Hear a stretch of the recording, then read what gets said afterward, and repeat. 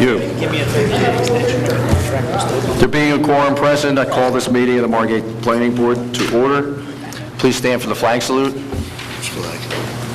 That flag. Pledge allegiance to the flag of the United States of America and to the republic for which it stands, one nation, under God, indivisible, with liberty and justice for all. Roll call, please. Tom Collins? Here.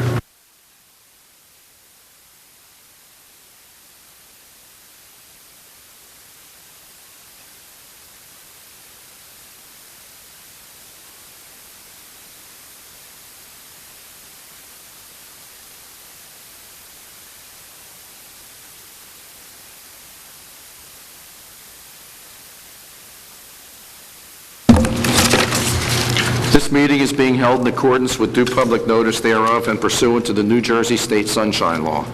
Notice of this meeting was advertised in the press, and a copy of same has been posted on the bulletin board in the municipal building. All applicants are hereby advised that should you receive board approval tonight, you must come forward and sign a form which informs you regarding the timing of receiving building permits and mercantile licenses. At the end of your case tonight, please see the board administrator to sign the two information sheets.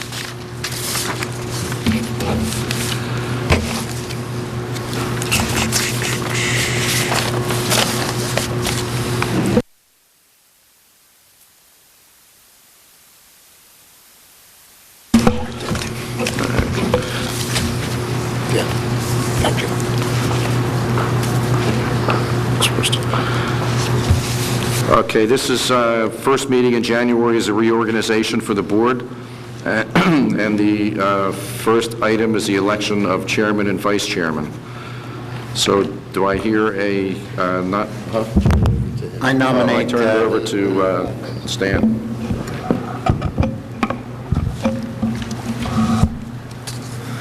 First on the agenda is the election of the chairman and vice chairman.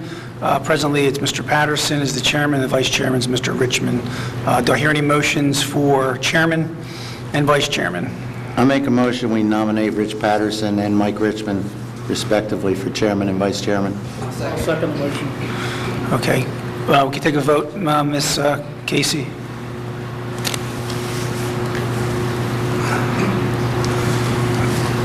Tom Collins? Yes. Clem Wozleski? Yes. Mike Richmond? Yes. Jim Galantino? Yes. Mike Cristaldi? Yes. Craig Palmisano? Yes. David Carter? Next.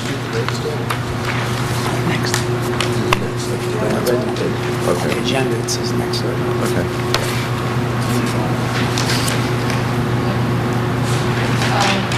Remy Pelosi? Yes. Joe DiGirolamo? Yes. Rich Patterson? Yes. Our chairman and vice chairman pass unanimously. Rich Patterson, chairman. Mike Richmond, vice chairman.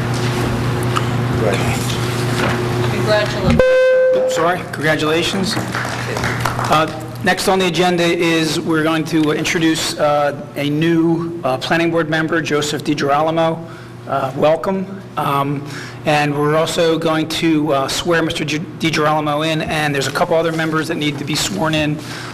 David Carter, Remy Pelosi, and Jim Galantino. So if all of you people can raise your right hands. Thank you. Repeat after me. I, and state your name, please, do solemnly swear or affirm that I will support the Constitution of the United States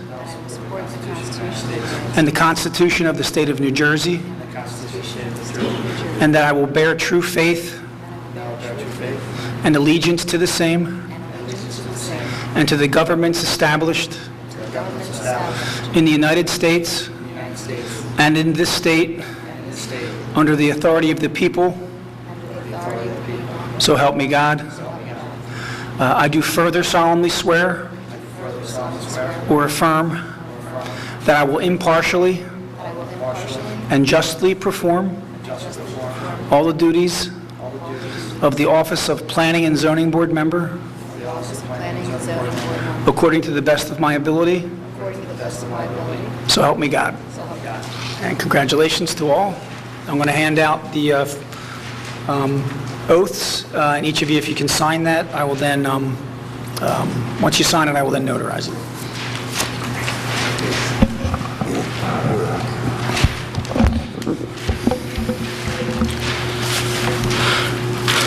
The next item is selection of solicitor for 2014, and I'd like to recommend we keep our same solicitor. Do we need a voice vote, or can we do, A motion and a second. can we do a voice vote, or do we have to do it individual? Do a voice vote. All right. Yes, please. Hear a motion? I'll second. No, do I hear it? I'll make Make a motion. I'll second. All in favor? Just all the same. Aye. All opposed? No opposed. No opposed. Also, we need to select a board secretary administrator to 2014. Again, I'd recommend our current board secretary administrator. I'd like to hear a motion. I'll second it. All in favor? Opposed? None. Motion passes. And the meeting dates will still be the last Thursday of each month? Wait a minute, public has...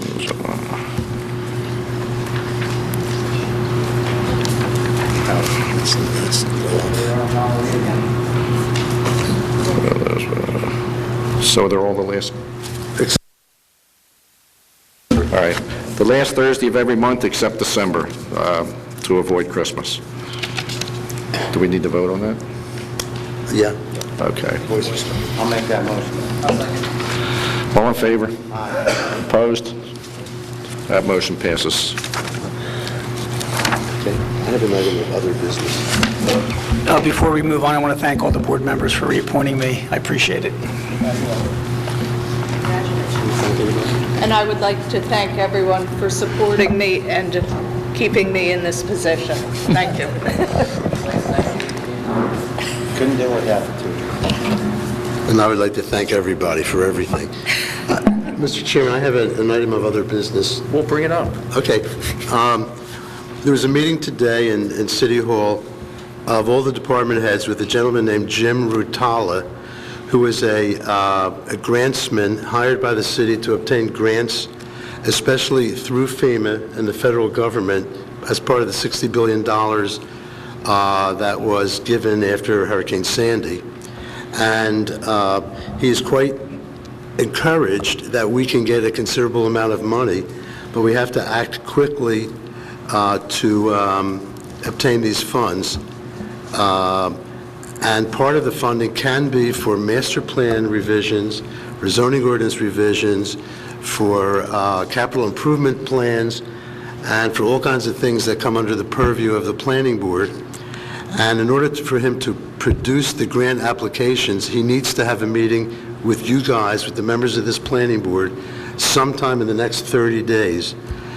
It should be a special meeting outside of, we have a meeting January 30th with 5 or 6 cases. We'll have a meeting in February. We already have 4 cases for February, and there will be more. So the caseload is such that this can't be done as a tag-on to a meeting with cases. And I would like to suggest that we set that up today. Maybe, I don't know if an afternoon meeting works for everybody, or maybe a very early evening, like 5:30, 6 o'clock, where you'd be here for an hour, you could go home for dinner, and it wouldn't kill the night. And whatever your pleasure may be, the key phrase that he has said is resilience. They want projects, concepts, ideas, changes that will improve the strength of the city, rather than just restore it to what it was. And he will direct your thinking to give him ideas that you may have, and there may be follow-up, if not meetings, follow-up contacts of one sort or another. So you don't have to do anything to prepare for this meeting, but we have to have a meeting. And I'd like to suggest... Does this meeting have to be noticed? Oh, yeah, like any meeting, it would be noticed. We don't necessarily have to have public participation, I don't think. Stanley, it's a workshop. No, there's... Yeah. But it would have to be noticed, yeah. Yeah, it's always safe to Yeah. notice it anyway. So you need time to notice Yeah. everything, I would, maybe a day or two before the next meeting? or maybe the week after the next meeting, like the first week in February, Fine. Is that within 30 days? a Wednesday, Thursday, well, I wouldn't do Thursday because that's a commissioner meeting. Can I just throw a suggestion? Yeah. Come in like a half hour early for the next meeting? It won't work. Just throw it out there. The meeting we had today with him was like an hour and a half, and I think this is going to be a good hour or more. And it's too much. I would like to suggest maybe Tuesday, February 4th, or Wednesday, February 5th, Just pick at that day. 5:30. How about February the 5th, 5:30, 6 o'clock? Be specific. Just pick one. What works? 6 Chairman? o'clock. 6 o'clock, Wednesday, February 5th? Who can absolutely not make it? Well, could you make it, I could do, could you make Tuesday? yes. Tuesday the 4th? Who could absolutely not make Tuesday the 4th? There we go. Okay, Tuesday, so it'll be Tuesday the 4th at, what did we say, 5:30 or 6? 6 p.m. Okay, great. Be here, just like this, we'll sit here, we'll have a slideshow, and, You bringing dinner? Will you Pick your notice brains. us? yes, Email it? no, what? I'm asking if she'll email us to make sure. I'll forget. We will send out notices, yeah. Mhm. Thank you very much. 6. 6 p.m., February 4th. That's it, Mr. Chairman. I'd like to hear a motion for approval of minutes for the December 12th, 2013 meeting. Second. All in favor? All opposed?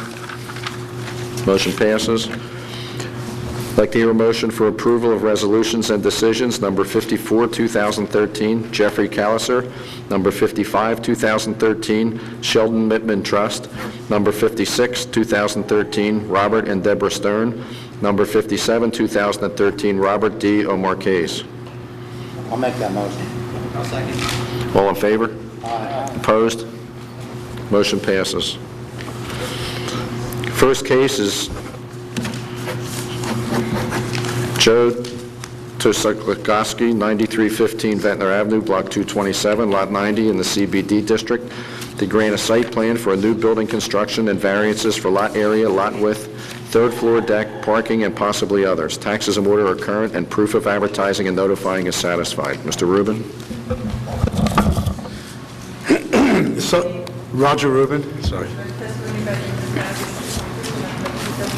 I do. The subject property is a two-story building with apartments on each floor, which last year received approval from this board to convert the first floor to a store for women's apparel and accessories. As a result of Hurricane Sandy, the property was badly damaged, and the owner wishes to demolish it and build per the submitted plan by George Ray Thomas Architect.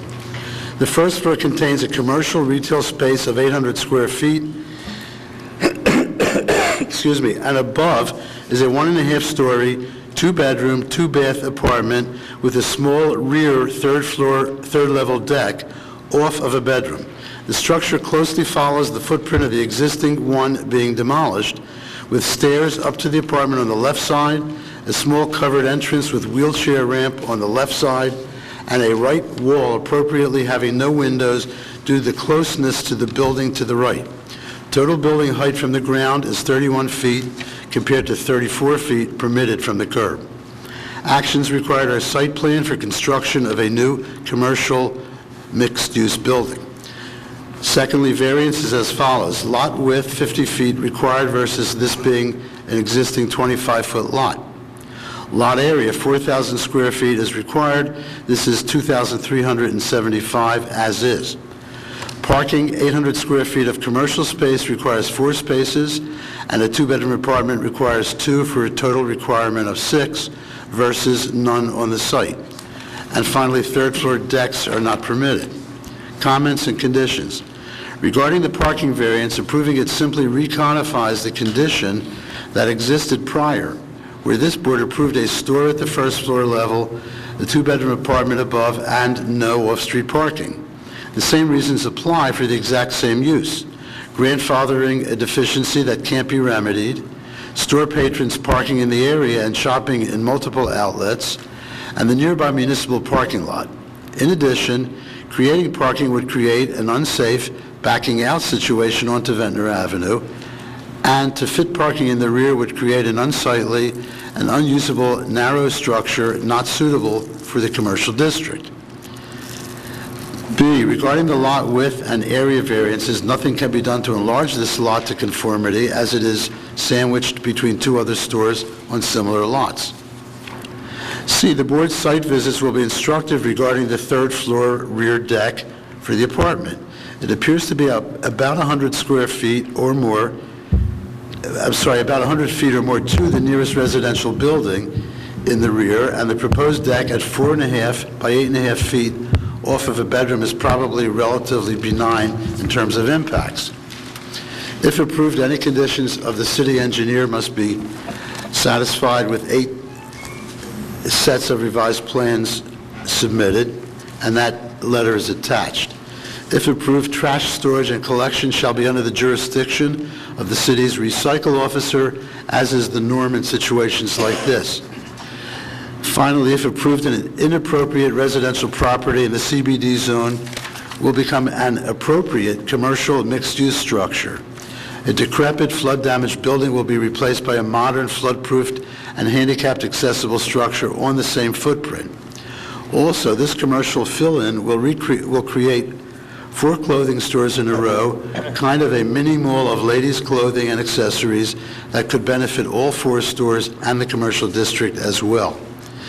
It is a compliment to Margate City and to its retail commercial infrastructure that an investment such as this is proposed as a viable business proposition, an attractive upgrade, and an indication of the successful land use mixture within our diversified community. Very much, You're Mr. welcome. Rubin, members of the board. My name is Chris Valence, and I represent Joe Takalowski with respect to this application to the board. Initially, I want to congratulate everybody on your reappointments, on your new appointments. It's always an absolute pleasure to work with the board, and this board particularly has been wonderful to work with. With respect to the Takalowski applications, 9315 Ventnor Avenue, it's lot 90 in block 227. It's in the CBD zoning district. I think everybody is familiar with one of the remaining 25-foot lots along Ventnor Avenue. The board will recall that this past July, these guys appeared before the board and had the ground floor of what is a residential structure, had the ground floor approved for commercial. That brought it into conformance with the CBD zoning requirements, where if you have residential above, you have to have commercial at grade. That was in July. Storm hit in October. The first floor sustained, as Joe tells me, several feet of water in the first floor. The building was not rehabable, so to speak. So what they have decided to do, as Roger said, is undertake a substantial investment, take that building down, build a new building in the same footprint that conforms with the CBD zoning requirements, where we'll have an 800-square-foot retail store for a ladies' boutique that Lori and Diana will operate with a single apartment upstairs. It's in the exact same footprint. The reason we are here is because it is a 25-foot lot, and unless we meet the lot frontage requirement in the zone, required to appear before the board. Other than that, we have a parking variance because the building is coming down to the ground, and there is a third-floor deck variance for like an 8-foot deck off the back of the third floor. I will explain the parking variance very quickly. The apartment requires 2 spaces. The 800-square-foot retail requires 4 spaces. That's a total of 6 spaces. This board previously granted in July the exact same relief. It was in a different configuration, but the exact same relief. So going into this, there was relief on that site for 6 spaces. We simply, as Roger pointed out, we simply choose to replicate that request. We are not creating any additional parking demand that has not already been approved. Terry Thomas designed the building and can speak very briefly with respect to what you will see there should the... My name is George Ray Thomas. You swear the testimony you're about to give is the matter of the Yes, I do. Mr. Thomas, you're a registered architect, I am. and you prepared the plan that's been submitted to the board for their consideration. Yes, I do.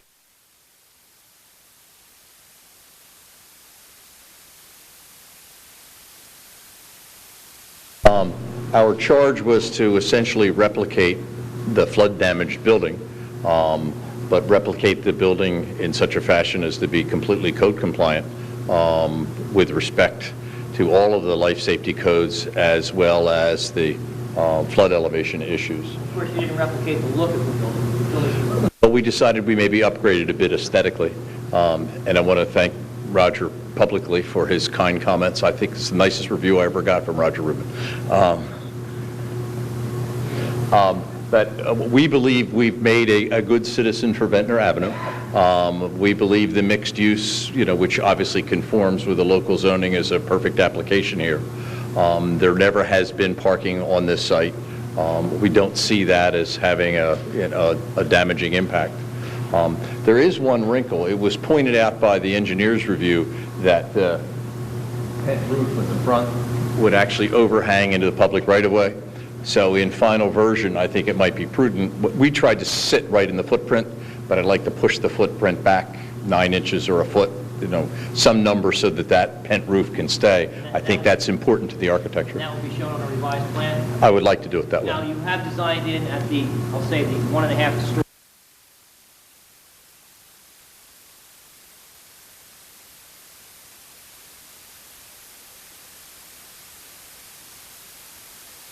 Of any surrounding property. Terry, take the mic with you. Pointed, and I'll stay here. Oh, take it, walk? Yeah, just, it's a new thing. Yeah, I feel like a rock star. The rear deck does a couple things for us. It enhances the nature of the bedroom, which therefore enhances the quality of the housing, but it also segments the rear end. So instead of having a flat, sheer wall, there's an indentation at the top, which softens the visual impact of the height. Even though we're already 3 feet below the height limitation, it reads more as a 2-story building by using that technique. So it's an aesthetic reason on the outside and a quality of housing reason on the inside.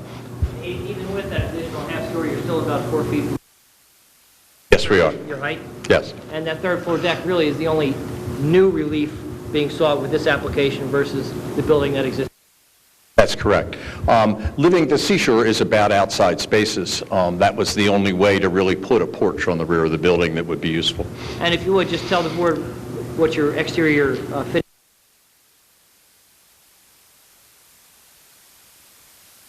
Yeah, this is clapboard architecture. The products will be inert, vinyl and composite type products. The one wall that's not terribly attractive, nobody's going to be able to see because it's hard against the building that's south of us. Thanks a lot, Terry. That's all I have, members of the board. I think it's a really straightforward application, a really good application for the city. Good one to start the year with. Any questions from the board? Is there anyone here from the public that would like to comment? The public portion is closed. Nothing further, Mr. President. Thank you. You read the motion. The application is for site plan approval and 4C variances. Lot width variance required 50 feet, proposed 25 feet. Lot area required, 4,000 feet, proposed 2,375. Parking, 6 spaces are required. The proposed, there's 0 spaces. And the proposal for the third floor decks, that's not permitted, and are asking for that to be permitted at this point in time. As the board knows, this is a area, it's a commercial area. The lot sizes are pretty much fixed at this point in time, so there's somewhat of a hardship for this applicant. Hey, Stanley? Question? Sure. He's going to move the building back a foot. Does that have to go 9? Do we need 8 sets of revised plans? Yeah, I was going to say, thank you. I was going to say the condition, there was a condition, they did request at this meeting to move the footprint back 9 inches to comply, to have an overhang, I believe, comport and be in the footprint, so. Are you going to shrink the building 9 inches or move the whole building back 9 inches? Yeah, that's, The whole building? that wouldn't affect, Doesn't affect that doesn't affect the rear yard No setback. setback. Okay, all right. So that will be a condition, and that would have to be part of the revised plans that are submitted, 8 sets, I believe, so. Any other conditions, Mr. Rubin, or? Satisfaction of, yes, satisfaction of the city engineer letter and the jurisdiction of trash storage with the recycle officer. think one more, county, That's part of the engineer's report, which we have no problem with. I've already been in contact with Mr. Walbert and Mr. Johnston about their reports. Just one quick question. Are we making that a hard, fast 9-inch setback, or are we making it an approximate 9-inch to match the roof? We're going to slide the building back to get the encroachment out of the way. So it's an approximately 9 And inches? very much your way, correct. And so as not to raise any variance issues, enough space to get that tender out of the exterior. Yeah, so we'll just say no new variances will be created by the movement, right? Okay, so that would be a motion in the affirmative? I'll make a motion that we approve. I'll second.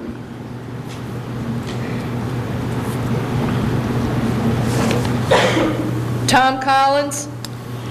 I vote in favor of the application. I actually think by them taking the building down, it's going to enhance the neighborhood even more. It's going to make the area more attractive, more desirable. It's going to be very beneficial to the city. I don't see any negative impacts that we haven't lived with for the last 100 years in that area, so I vote in favor.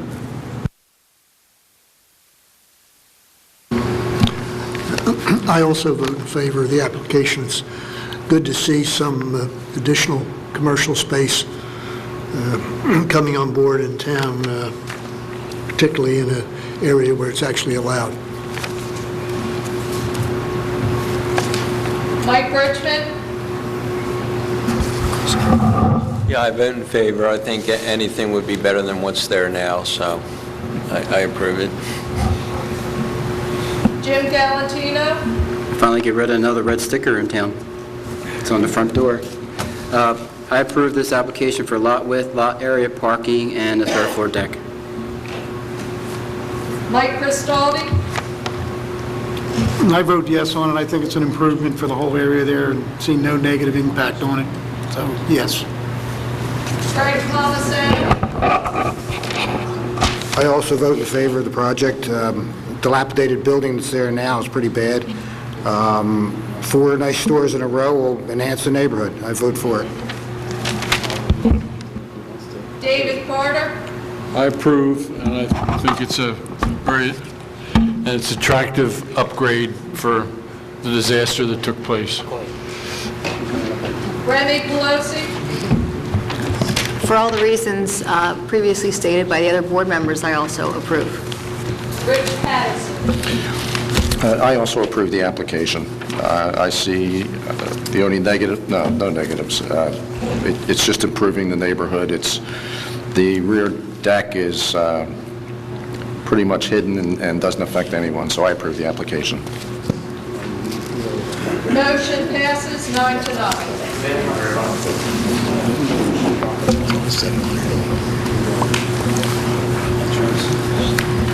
Next case is Margate Burger LLC, 7903 Ventnor Avenue, Block 207.03, Lot 4 in the CBD District to grant a site plan action to add a 2-bedroom apartment above the previously approved hamburger restaurant. Taxes and water are current. Proof of advertising and notifying are not required. Mr. Rubin? Roger Rubin. I do. Excuse me. The subject property, popularly known as the vacant Sunbank building, was approved for conversion to a takeout hamburger restaurant in January of 2013. At the time of the approval, a partial second floor was approved, and it was at that time designated for storage for the restaurant, with discussion about the future possibility of converting it to a residential use. Excuse me. In fact, the resolution, number 5-2013, specifies that, quote, the applicant shall be required to return to the board for any proposed apartment or residential use. That is exactly what is being requested herein, 1 2-bedroom apartment within the space previously designated as storage. The property is 75 feet deep along Frontenac and Franklin Avenues and 125 feet wide along Ventnor Avenue, totaling 9,375 square feet. Excuse me. Getting over a cold. You'll be getting over it next week. The approved site plan has been submitted for board members to re-review. That is what was approved and contains satisfaction of all conditions put forth last year, allowing the applicant to proceed with the building permits to presumably open by the summer of 2014. The proposed apartment, per the KBA architect plans, would contain approximately 1,250 square feet and has 2 bedrooms and 2 baths, living room and kitchen with dining area. It is accessed by a door to a stairway, right rear corner of the building. It should be pointed out that the original application to the staff committee actually contained 2 one-bedroom apartments in the same space, each about half the size, or 625 square feet. At the request of the staff committee, the program was changed as submitted herewith. The action required is site plan to change the second floor storage into an apartment. This is required under the ordinance, section 175, 14A1, wherein, quote, all actions that qualify as change in use require site plan approval. Comments. All quantitative aspects of zoning are met as set forth in Schedule B2 of the ordinance. Parking is to be analyzed as follows. The original application in 2013 had seating for a party room which required parking and a takeout area of 100 square feet which also required parking spaces. During the hearing, the party space was eliminated, and the applicant made it clear that there was to be no seating indoor or outside. So the parking standard refers only to the 100 square foot takeout area wherein 1 space is needed for 25 square feet or 4 spaces. The 2-bedroom apartment requires 2 spaces, so a total of 6 spaces are required, and the parking lot has 9 spaces. In terms of the site plan analysis, the board may consider on-site and off-site safety, pedestrian and automobile circulation, insofar as the apartment might alter the pattern in place if it did not exist, and any other site matters they feel are affected by this addition. It may consider that apartments above commercial activity are a rather common aspect of Margate's commercial retail areas along Ventnor Avenue throughout, as well as a few places on Atlantic Avenue. Similarities or differences between this particular case and previously existing residential commercial combinations may be discussed.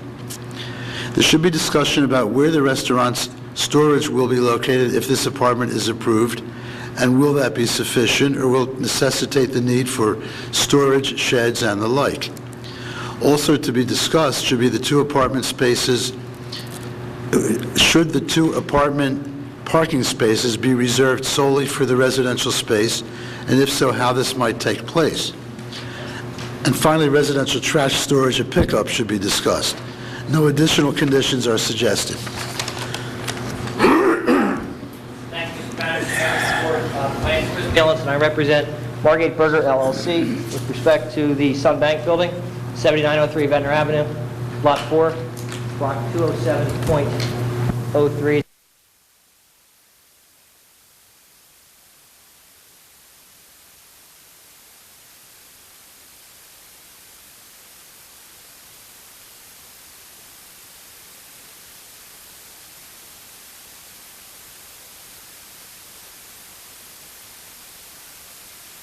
Property. In the meantime, they may utilize the apartment above Margate. The application before you requires no discretionary relief. There are no variances associated with the application. When we were here to have the takeout restaurant approved, we did speak with respect to residential above. We are carrying out that aspect of the plan.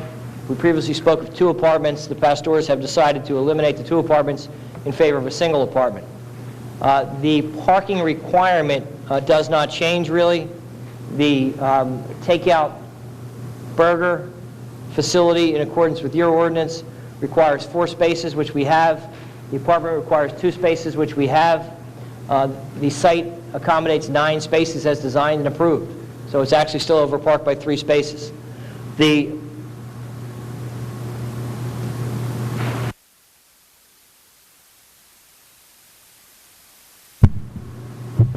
spaces for the apartment will be on the back slots, next to the handicap spots. Back here will be specifically designated residential spaces. I'm not sure which 2 yet, probably the 2 on the end, but they'll be next to each other. Roger spoke with respect to storage for the restaurant. You will recall there was a fairly substantial party room proposed in the initial restaurant for kids' parties, things like that. That's been eliminated. So there's still a safe in the building, which may remain. There is ample room inside the building for the limited storage that they will need. The trash for the apartment can utilize the same trash enclosure as the restaurant will utilize.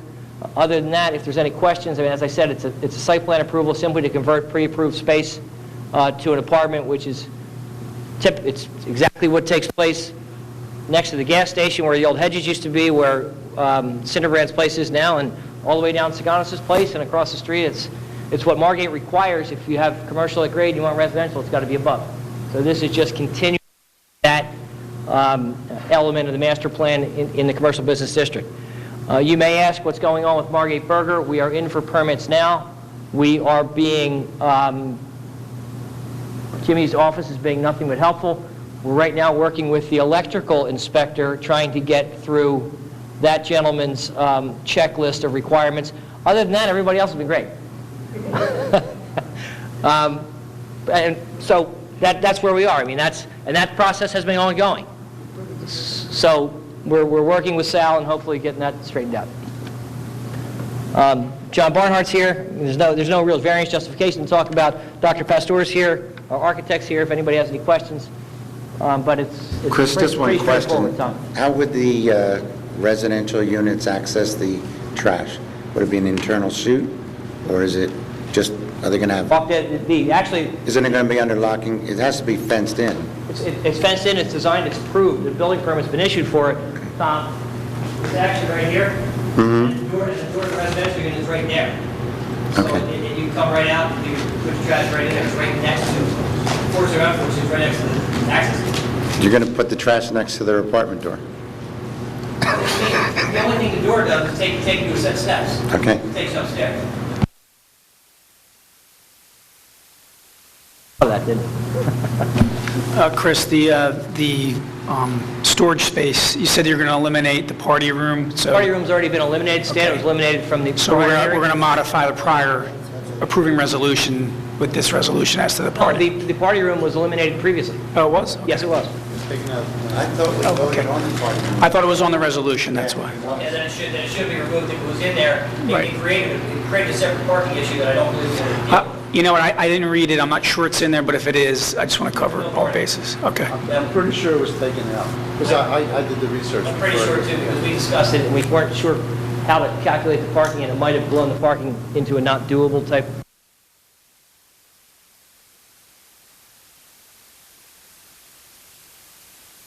The floor, yeah, if you look at the floor space in there, it's really just it's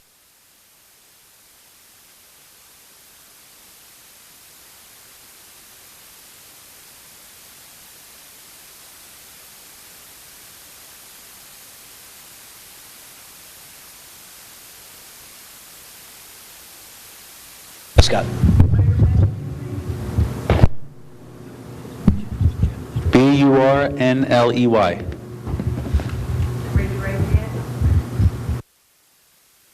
I don't have a hand free. I do. Scott, just generally, the party... That is correct. And you can show space or just show...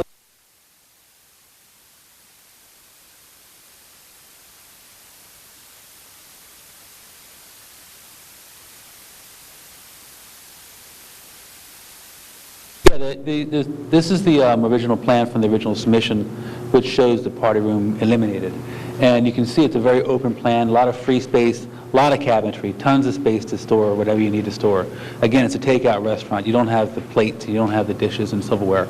It's talking about boxes and things like that. So there's plenty of room inside that space for that. Yep.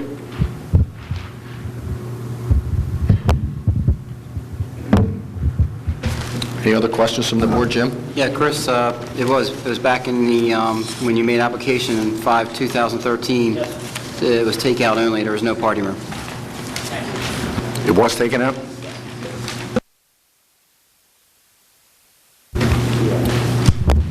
Is anyone here from the public would like to comment? Public portion is closed. Stan? The application is for a minor site plan approval to change the second-floor storage area into an apartment pursuant to the ordinance as stated in Mr. Rubin's report. No conditions. There is no, with no conditions, and there's no variance requests. So it would be a motion in affirmative, which I would ask for. It'd be a I'll make the motion in the motion. affirmative, which I'd ask someone to make. I'll make the motion, we approve the application as presented. I'll second. Tom Collins? I vote in favor for basically all the same reasons I did the first time. I think it's going to be an enhancement to our neighborhood. I actually look forward to it coming into our business district. Clem Wazleski? I still think it's a shame that this site is being so underutilized, but since this application meets all the requirements of the ordinance, I vote yes. Mike Richmond? I vote yes. I don't see any problem with putting an apartment on top of the building, so I vote yes. It's Pastore Gate. I vote in favor of Mr. Berger.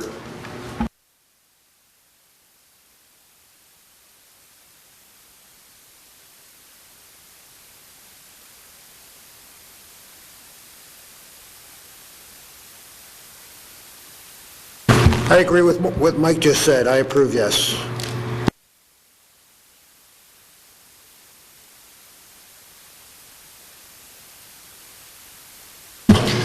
I vote in favor of the application. They acknowledge there's significant space to use for storage. They don't need the storage upstairs, so might as well use it as an apartment. I think it's an improvement. I also approve the application for all the reasons it was originally approved, and I think the apartment on the second floor is a good use, and there's plenty of parking on the area. Will it be open this summer? I was looking for it to be open last summer. Get it moving, get it open in summertime. I vote yes. No.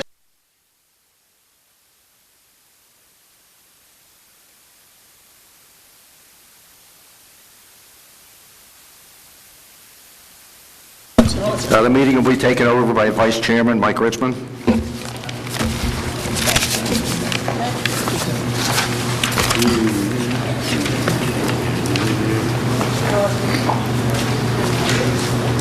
One's mine.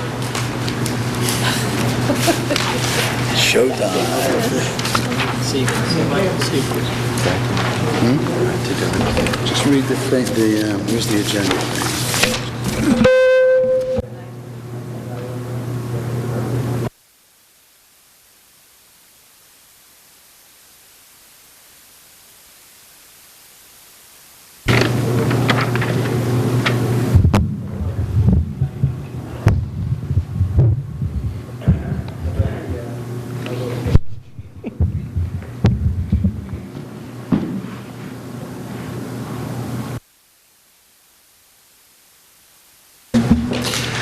Okay, our next case is Richard Patterson, 213 North Lancaster Avenue, Block 413.02, Lot 5.03, in the S25 district to grant a C variance for distance between garage and the principal building to the rear.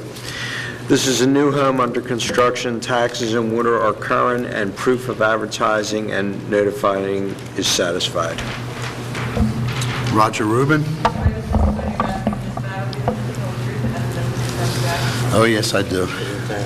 The subject property is a two-story house under construction after the home was destroyed and demolished due to Hurricane Sandy on October 29, 2012. The year-round family that will reside therein has suffered greatly in terms of having lost a beloved multi-generational family home, having lost many possessions and family heirlooms, and having to live a transient existence in cramped quarters lo these many months.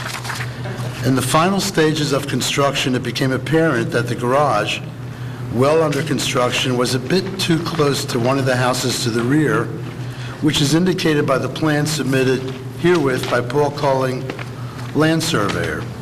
In the concise and more than eloquent words of the applicant, this situation occurred because, quote, "the architect made a mistake," unquote. Variance required. In the land use ordinance under 175-33A 7G, it says, "No garage wall shall be closer than 5 feet to any adjacent principal structure."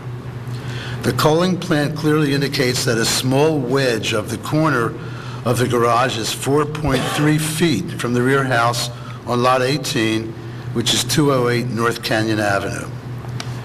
Secondly, in Section 175-33A 7D, it prohibits roof overhangs on adjacent properties. Per the culling plan, there is a 6-inch overhang regarding the property to the right on Lancaster Avenue. Comments. Regarding the right side encroachment of the overhang, the applicant has stated he will be entering into an easement agreement wherein that neighbor will provide legal authority in the matter.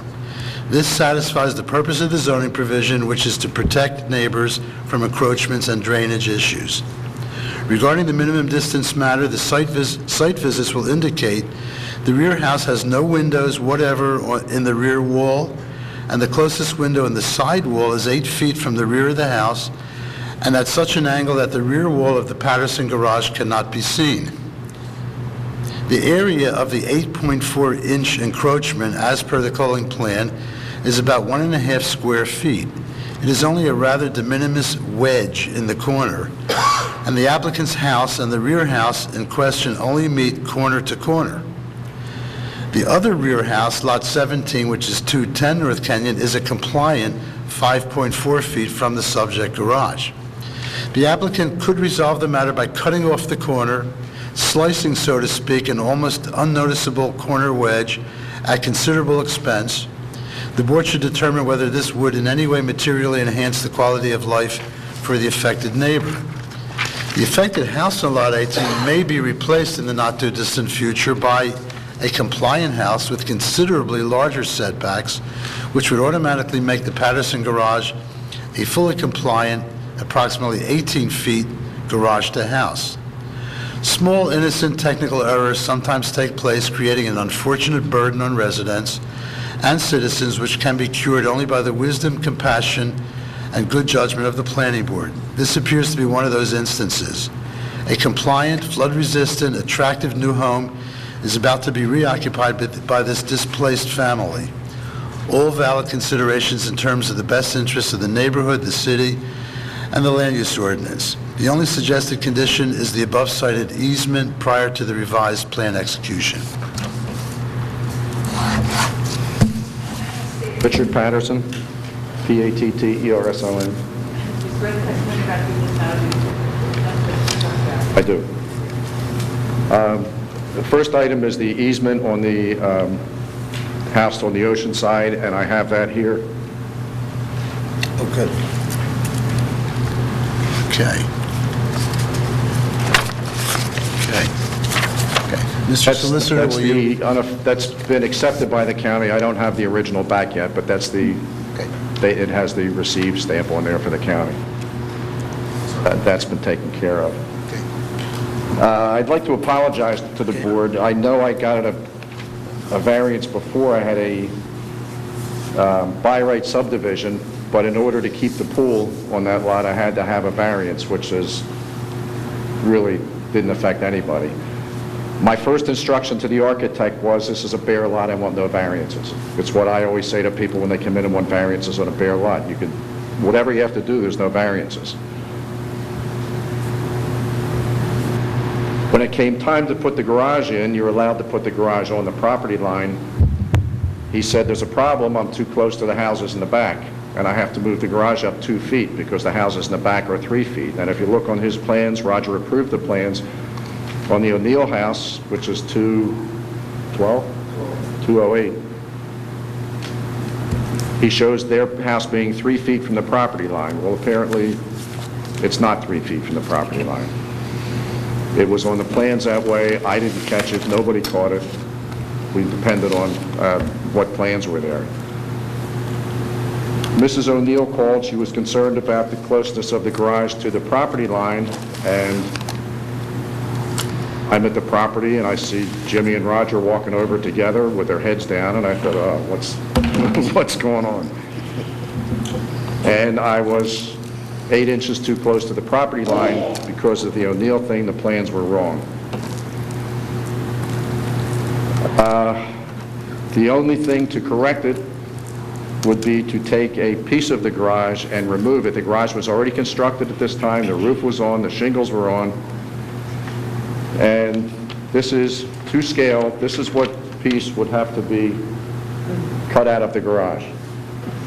It would be 8 inches from the back line and 8 inches from the back line towards Lancaster Avenue and 27 inches toward Kenyon Avenue. So if this piece were cut out of the garage, there would be no variance required.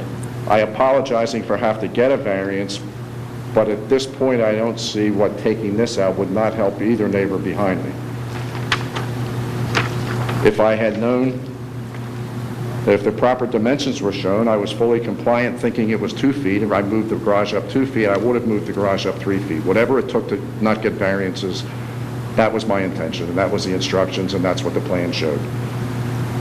So that didn't happen, and for that, I need this variance. Mrs. O'Neill's here. I don't know if she wants to talk or not. She was concerned about passing the property on to her kids about the resale value. Most likely, I talked to 3 of the kids. I think they plan to sell it in the they inherited. The house would be most likely a tear down.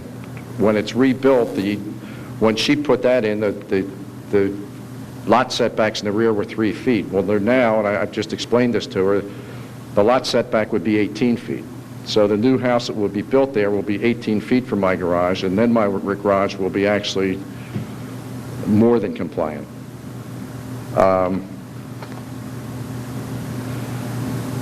As far as, like Roger said, you can see from the picture, there's no windows on the back of the house, so it's really, her concern was resale value for her kids. There was no concern as far as being too close for noise or...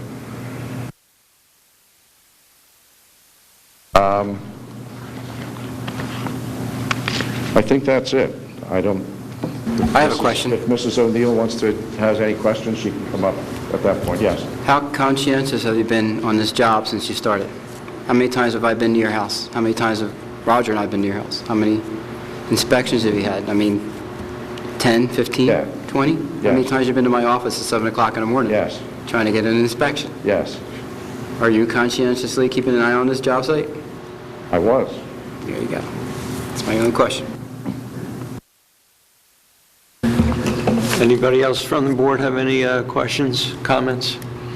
Mr. Chairman, the secretary said we need that piece of paper wedge. Could you give it to Jackie to mark it as A1? We need it for the file.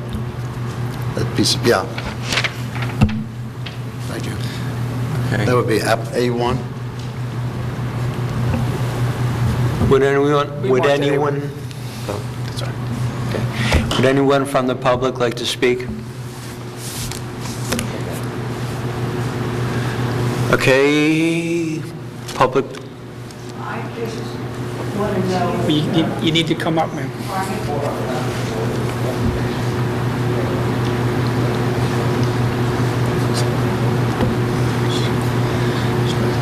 I guess you can answer whether her property value is going to be affected.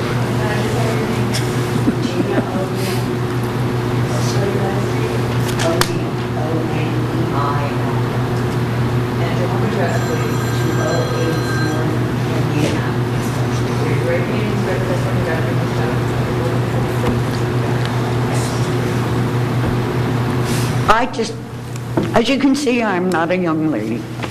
I am trying to plan my estate and take care of my final things. My children all own their own homes, and I'm sure they're going to sell the house when I go. I want to know what this corner is going to affect their selling that house with that the way it is.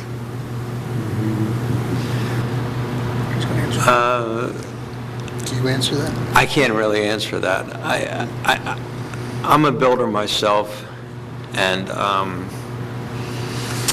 I didn't want to cause any problems. I mean, we've been Right. neighbors for 60 years, the Pattersons and I. Never had a problem. But this came up, and it's so close to my house. And I kept looking at it, and I called the zoning board, spoke to Mr. Rubin, never heard from him again. Then I called Jim Galantino, and he did not return my call. So then I called someone else that I knew, Tommy Hiltner, and they both showed up.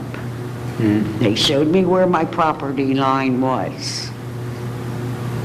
Now, that's all I'm concerned about. I mean, I won't be here, but I want to ensure their futures. Right, well, you saw the, I see what it is. I know what it is. I look at it every day, practically every day. You know, and that's what concerns me. I think I can speak to that a little bit. It really, I'll speak to that a little bit. In my opinion, and it just depends on who's going to purchase your house and whether they think that's going to substantially affect the property value. That's just up to the person that's going to buy the house. I would think, though, in my experience, that there's really not going to be much of an effect on the market value of your home based on that type of variance request. But nobody can guarantee that, I'm just telling you. Well, nobody can guarantee anything with what property value. But that's what I'm looking for, a guarantee, and I'm not going to get it. Well, the board, we're here, we can't guarantee what your market value of your house may be to a willing buyer. Could that come up? It might come up. Probably not, though. But again, the planning board is here. The planning board is here just, our duties are to, this board's duties is to analyze under the law whether that variance should be granted or not for that little chunk of property, of the garage. And whether that is going to have any type of substantial negative impact on the neighborhood. So, and you're coming up and you're asking questions, which we welcome. But in my opinion, I don't think, and I can't guarantee it, and no one can. If they say they can, they're not telling you the truth. But I don't think that anybody is going to let that substantially affect the property, your property value, to be honest with you, especially with the improvements that that lot's making, the home on it, it's going to improve the neighborhood. So it might actually help.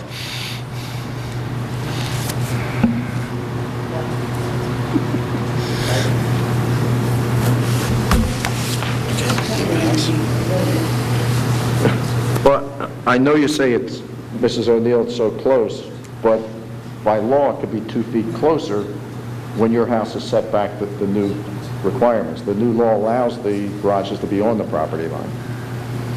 So when it, okay, all right.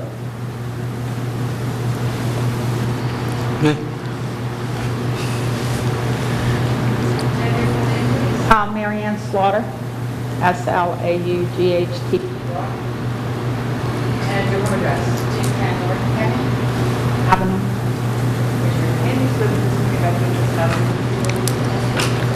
Yes.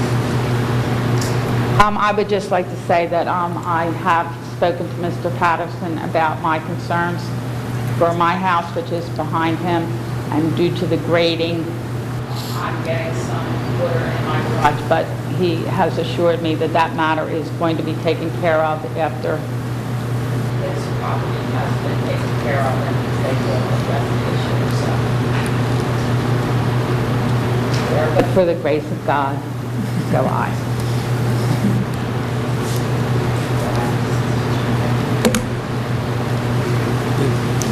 Anybody else from the public like to speak? Okay, public portion is closed. Okay, ready for a vote?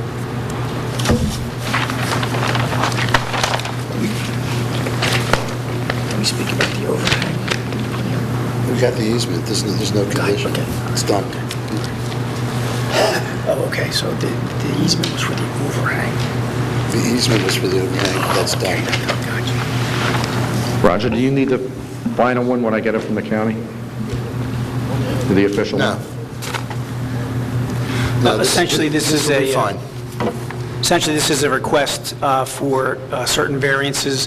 One is concerning the garage. We saw that the requirement is 5 feet, and the proposed, because of the mistake that was made, is going to be 4.3 feet.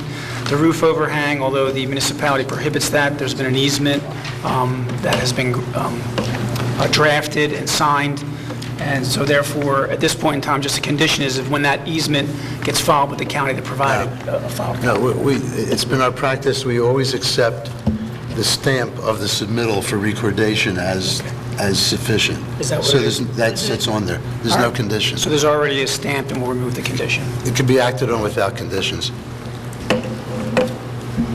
All right, so it'd be a motion in the affirmative for essentially approval of the variance concerning the garage and the distance to the adjacent principal structure. Motion. Motion to approve the variance. I'll second. Okay, can we get a vote? Tom Collins? I think after hearing Mrs. O'Neill, and it is a concern, and I can understand your concerns in the variance that's being asked for here. It's in the rear corner of the property. It is de minimis to your impact on your property.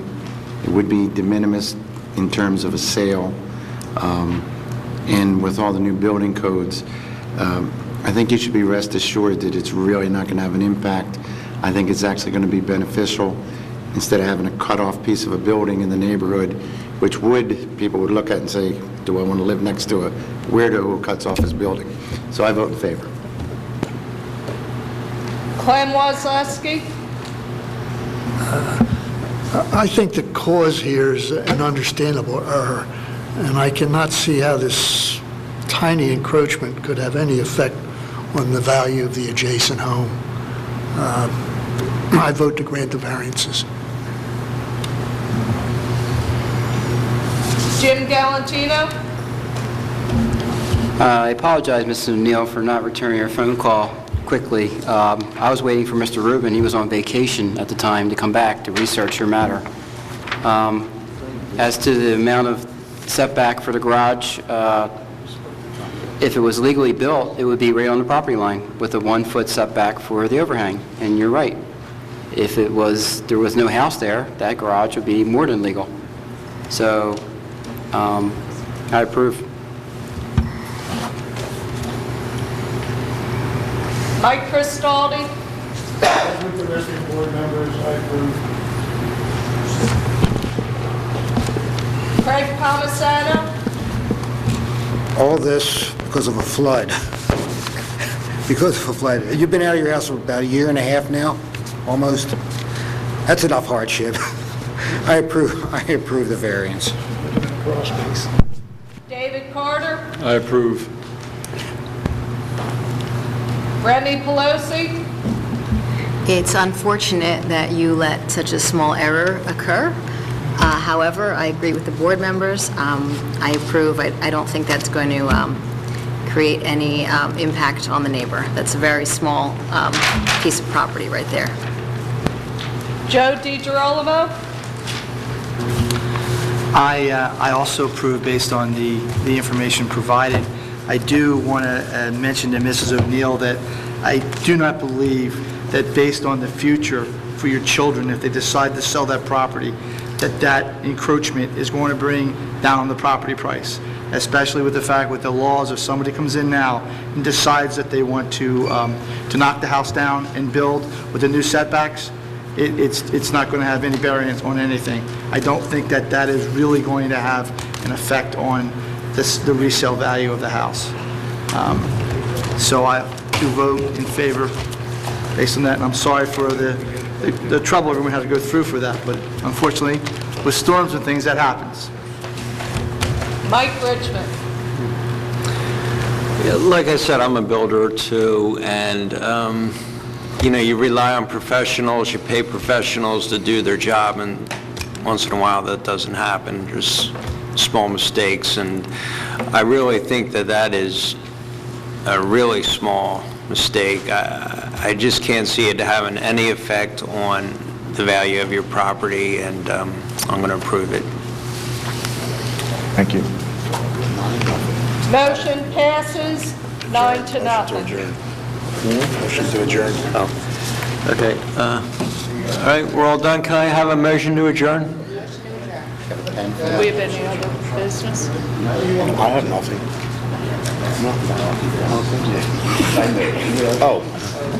Oh, yeah, just one more quick thing. You all got your new zoning ordinances today, which codified changes over the last couple of years. If you remember, would you please bring in the old ones and the old maps? There are maps in the back of your ordinances. Bring in the old ordinances and the old maps, give them to Johanna or to me. And some of you got shortchanged on the maps in your new ordinance. We know who you are. We're getting some printed, and we'll get them to you. I'm not, as soon as possible. Let's see, I don't care that much. All right, motion to adjourn? I'll make that motion. Somebody second it? All right, we're done. I need your new mailing address. Just write it